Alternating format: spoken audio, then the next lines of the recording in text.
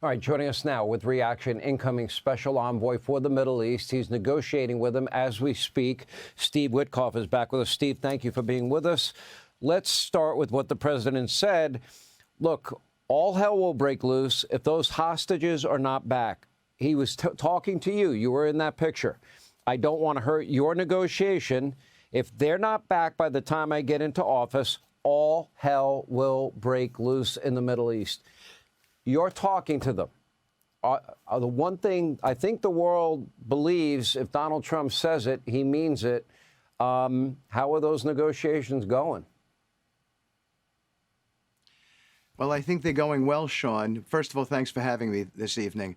I think they're going well, but I would also tell you that it's the president's strong stance, his certitude in asserting that all hell will break loose, that is moving people.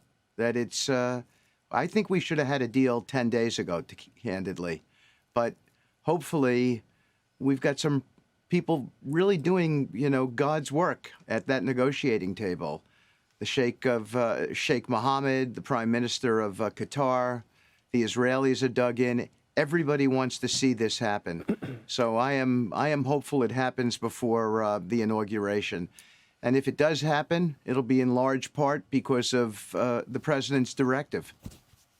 Yep. So you have a fairly high level of confidence that you can get the deal done?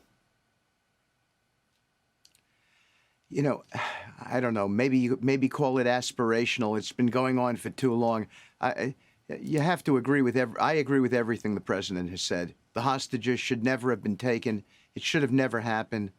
But you have these families that I talk to, the president talks to. He doesn't refuse a single telephone call. He gets on the phone with the families. He's talking to them. It's harrowing to listen to it. And as you know, Sean, I lost a son. I lost a child. And so these parents think about this every single night when they go to sleep. We have to get them home. It's the American hostages. It's all the hostages. They just don't. They're living in terrible conditions, and it's time for everybody to come back. And by the way, there'll be plenty of Palestinians who will be released as a result of this, and they'll go home to their families. So yeah. I think this is something that the world needs to see. We need this moment. One of the successes of Donald Trump's first term was he put together a coalition. It was the U.S., it was Israel, it was the Saudis, it was the Emirates, it was Jordan, it was Egypt, all standing against Iranian hegemony. If you look at all of the proxy wars that are going on in the Middle East, they have one common denominator, and that is Iran. We keep reading that the Iranians and their radical mullahs are on the verge of getting nuclear weapons, maybe 3, 4, 5 months away. To me, the world cannot risk them having those nuclear weapons.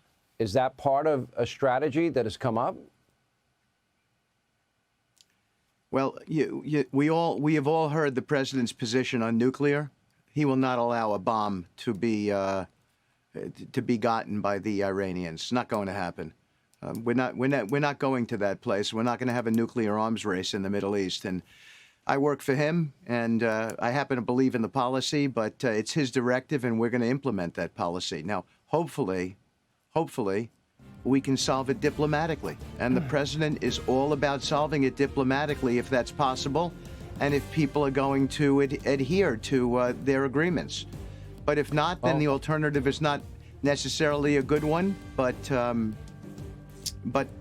we're not going to allow any weaponization happening out of Iran. God, blessed are the peacemakers. All hell will break loose. I hope they are hearing Trump loud and clear. I can tell them with 100 degrees of certainty that he means what he says.